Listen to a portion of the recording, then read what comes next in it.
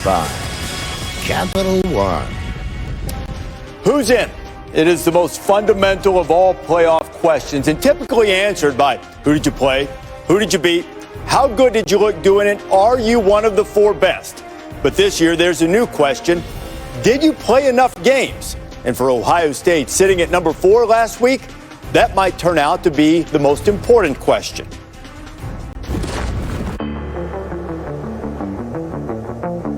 If we've learned anything this year, through the change and challenge, gained any understanding through its promise and pain. I don't think there's anybody more anxious to get on the field than Trevor Lawrence. It's the power of a word we so often overlook.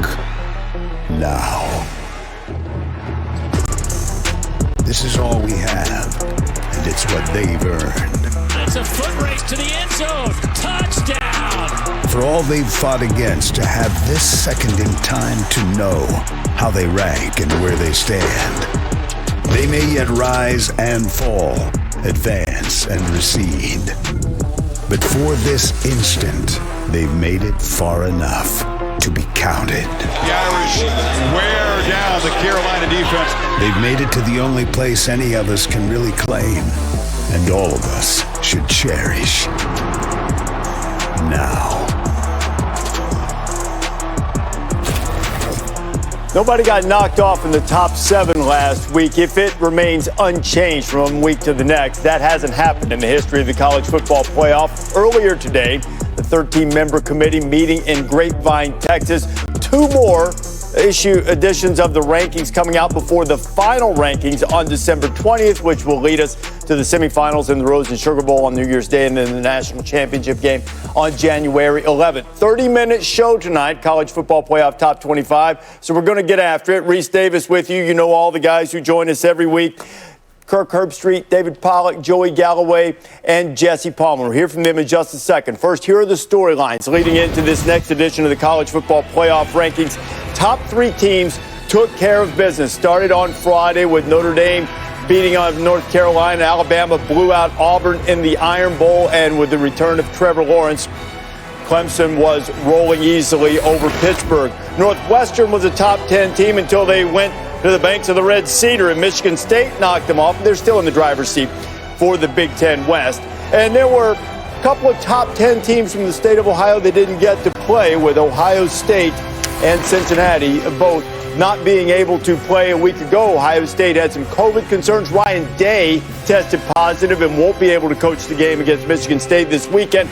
Cincinnati lost its game against Temple, but the Bearcats remain undefeated. And just today, there came some news from the ACC about some rescheduling. Here's the bottom line. They're going to play 9-game schedule or be evaluated on that. So Notre Dame has clinched a spot in the ACC championship game. Clemson can do the same if it's able to beat Virginia Tech on Saturday night. Neither team will have to play before the ACC championship game. Should Clemson lose, then Miami would still have a shot if the Hurricanes were able to win out. Kirk, what's your reaction to the ACC making sure that one team didn't have to play the week before the championship game and the other one got the week off? I think it makes sense in this era of unpredictability and just trying to get everybody on the same page. Clearly, the athletic directors got together with John Swofford and talked this out to just make sure, as I said, with uncertainty, to make sure everybody's on the same page. Both teams will now be entering Charlotte with that bye week to be able to be prepared, to get healthy, to get everybody as ready as they can be regarding COVID and go out and play. And I think the big thing is, to me, Notre Dame is the big thing. I mean, not only have they secured a spot into Charlotte, respectfully to Syracuse, I think they're going to pummel Syracuse. To me, maybe they've secured a spot into the playoff, because even if they lose to Clemson, there's a really good chance that they're still going to stay in the top 4. They were already in great position, barring some type of blowout loss to the Tigers, which would be very hard to foresee when you watch this Irish team play so far. Okay, let's get to the rankings now. College football playoff top 25 rankings brought to you by Capital One. Remember, we don't see them until you do, so we're going to unveil them together, and let's start at number 25. Billy Napier's Louisiana Raging Cajuns get into the field for the first time. Marshall is undefeated, also sitting at number 21. Washington has also entered the rankings from the Pac-12. Oregon took a big tumble. Let's go 20 now through 16. Southern California's only played 3 games, 2 more left on the schedule. They're in there. Iowa makes a big jump there. 2 losses are close. And Coastal Carolina, College game day, going to see the Chanticleers against Liberty coming up this weekend. Wisconsin has only played 3 games, but still getting some respect from the committee. North Carolina lost to Notre Dame and went up a couple of spots. This next position here is, I think, what we're looking for after last week and where BYU was at 14 coming into the week. Let's look at 15 up now. And BYU only makes a small surge. Northwestern takes the big drop. Kirk, only 1 spot up for BYU. What's your reaction? That was my big thing I wanted to see. All the feedback we had for the committee, not just us, but around the entire country, it was unanimous. People thought BYU was a top 10 team, but the committee holds strong. Only moves them to 1 spot ahead of Northwestern.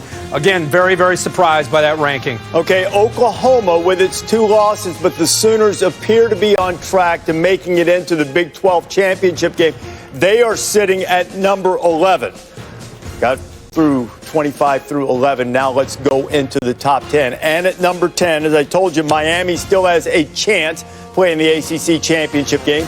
They need Clemson to lose to Virginia Tech, and the Hurricanes need to win their remaining games. Just ahead of Miami is Iowa State. Now, last week they didn't respect the head-to-head of Iowa State beating Oklahoma. Joey, what do you think about Iowa State jumping 4 spots by surviving against Texas this weekend? Well, I think the fact that they beat Texas was enough. And I think in this era, when we're talking about eye tests, and Reese, you just touched on it a second ago, North Carolina moved up in losing to Notre Dame, and USC moved down a couple spots. And so it's interesting in this era of eye test. Iowa State showed the committee something by beating Texas, even though it was a close game, but they won that game, they move into the top 10. I think it's a pretty big jump when you consider that Texas really helped them win that game on Friday. Let's look at 1 spot above Iowa State. It's Georgia. They found a quarterback. Georgia's at number 8. What about number 7? 1 spot ahead of the Dogs. And Cincinnati is still sitting at 7. Jesse, what do you think about the Bearcats not moving yet? They didn't get to play this past week. Are you okay with where they are?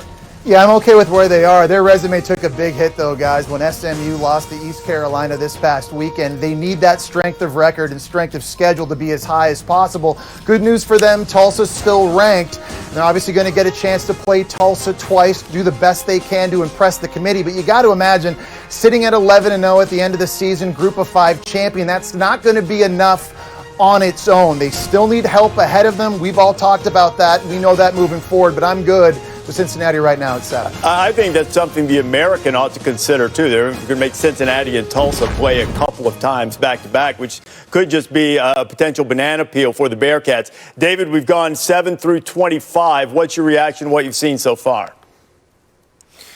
We always want this to be about a certain thing. And what do we want it to be? We want to be the best team. It's hard to say that, but what the committee is always going to show us time and time again is who you beat is important to them. And, you know, just like USC dropping.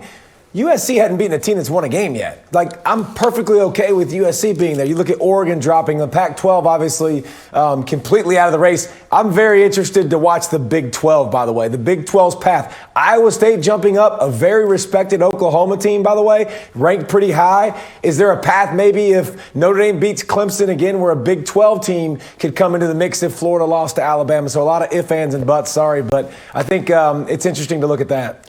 Adding to the intrigue this year, we've decided in this early part of the rankings, we're going to reveal 1 through 6 in the most dramatic order, as told to me by our producer, Cavman. Cavman is playing it straight down the line, going 1 through 6. So let's look at the top 6 in the second edition of the College Football Playoff Rankings, brought to you by Capital One. Alabama has now been number 1 in the College Football Playoff Rankings more than every other team combined. Crimson Tide there for the 20th time. Just behind them, I think we're going to see Notre Dame, and we do. The Irish as complete as any team in the country. Kirk, you've called them, you think, maybe the most complete team in the country.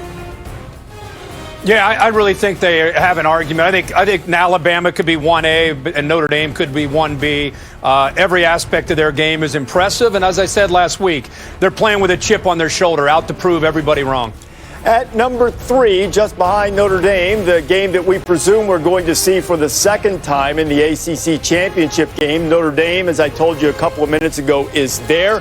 Clemson only has to beat Virginia Tech on Saturday, and that would be their final regular season game before the ACC title game against the Fighting Irish if the Tigers can win. Now, number 4, Ohio State had a game canceled because of COVID concerns, and we'll see if the Buckeyes now, Ohio State having played just 4 games, and 4 games is enough right now to hold on to the number 4 spot. So the Buckeyes are on their way to play Michigan State without Ryan Day on Saturday, are still at number 4. Let's see, number 5. There's going to be Florida and Texas A&M, but the order is the question. A&M beat Florida in a regular season game head-to-head, so at the moment, A&M still having the edge with that head-to-head. But that, look, Florida can still jump into this. Florida, if it makes it all the way to the SEC championship game, they're going to get a shot at Alabama, and that, one would presume, would trump the head-to-head loss that Florida has against Texas A&M. So,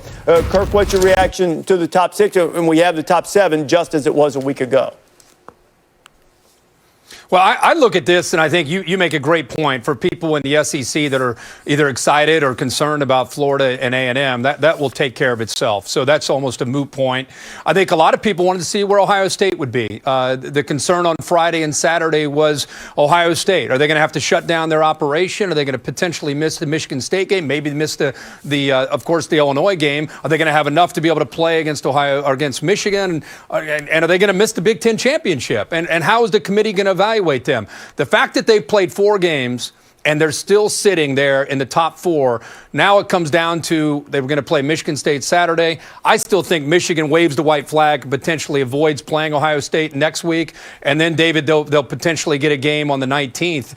They could be sitting there with 6 games. And Michigan, is that fair, David? Michigan could opt out basically of that game and keep Ohio State out of 6 games to qualify for the Big Ten championship. That doesn't make sense to me, but that potentially could happen next week. If you can't beat them, then try to keep them out of the playoff another way. I mean, if you're Michigan, you've been getting beat like a drum. I guess some other approach might work. But I tell you what, I still look at this and I say there's only one team outside of the top 4 that controls its own destiny, and it's not the 5th team in the country. It's Florida. I mean, Florida has an opportunity to play Alabama in the SEC championship game and make their way into the college football playoff. So, I mean, if you're a Florida fan, you got to be excited. And don't worry about the A&M head-to-head and where you're at right now, because you've got a big opportunity ahead of you to get in the college football playoff. So that's a pretty awesome spot for Florida to be in. For Ohio State, watching these rankings, I think they got some good news. I think Indiana right now, number 12. The committee respects them still, even though with Michael Penix going down at quarterback. Wisconsin at 16, and Iowa now ranked, because all 3 of those teams directly impact Ohio State's chances, I think, of reaching the playoff if, in fact, they don't qualify to play in the Big Ten championship game. Indiana, we know, is their best win so far. Ohio State could play Wisconsin in this quote-unquote Big Ten championship weekend if, in fact, they don't qualify for the Big Ten championship game. And by the way, Wisconsin could be ranked higher than Northwestern in that game. So in a crazy way, Joey, Ohio State's strength of record could actually be better if they don't play in the Big Ten championship game. Now, Wisconsin still has 2 ranked teams left. We'll see what happens with Indiana with the injury at quarterback. But, you know, with that better strength of record, with that Trump potentially not playing in the conference championship in the committee's eyes, it could be a wild situation unfolding. Yeah, and I think if you're Ohio State, you're sort of still in a nervous situation. I think we're assuming that, let's just say they don't get the rest of their games in. Let's say they don't go to the Big Ten championship game. The fact that the committee in their first rankings had Ohio State sitting at number 4 behind a 1-loss Clemson team would make me a little nervous, especially when I look right behind me and I start to think about how Florida's playing, how Texas A&M is playing. Now, we've said that will play itself out. Florida will have a chance to play its own self into this thing. But let's just say Florida continues to win. They get to the SEC championship game, and it's a very close game against Alabama, a team that we all believe is the number 1 clear-cut team in the country. Let's say they go play them down to the last second. I just think it opens up a lot of doors and a lot of conversations for this committee to say, look, the way these teams are playing right now, We only have a small sample of Ohio State, but the way these other teams are playing, we do believe that they're just flat out better. I just think it opens a lot of doors for discussion if Ohio State doesn't get to play more games. And just for those who might not realize, if Ohio State doesn't play at least 6 Big Ten games, as it stands right now with the number of games the Big Ten requires to get in the conference championship, they wouldn't be eligible. If some other games are canceled, perhaps that number changes. But look, guys, I'm not going to sit here and let this stand that you guys just implied, and perhaps you didn't want to. I'll give you a chance to clarify it if you want, that Michigan will opt out of the game and dodge the game simply to keep Ohio State out of the championship game. If you're being facetious, that's perfectly fine, but I'm going to give you a chance to clarify there, if that's because I don't believe that for a second. You might not be able to play because they paused activities, but I don't think they'll dodge it. I mean, I don't know all the. I know they shut down their operation this week, and I don't know all the numbers as far as their COVID is concerned. I'm just saying we live in such a strange world that I've talked to a lot of coaches around the country that have said they really feel teams are opting out to avoid playing games because they don't want to get humiliated. They don't want to get. They don't want to lose with the team that they have. They don't necessarily have too many COVID positives. They just don't want to have to take the field with the team they have and go get embarrassed. So they're basically waving the white flag and saying we can't play. So there's a lot of that's being talked about around the country. I'm not suggesting, I have no idea what Michigan's situation is. I'm saying they have the power to potentially say, hey, we can't play next week. And there's nothing Ohio State could do about it if they decide to say that. That is true. I'll say this. Any team that does that they're not teaching any kind of lesson. They don't stand for anything. They have no courage. They have no character. Anybody that would do that purposely just to sabotage another team. Other than that, I'll say I don't really have an opinion on it.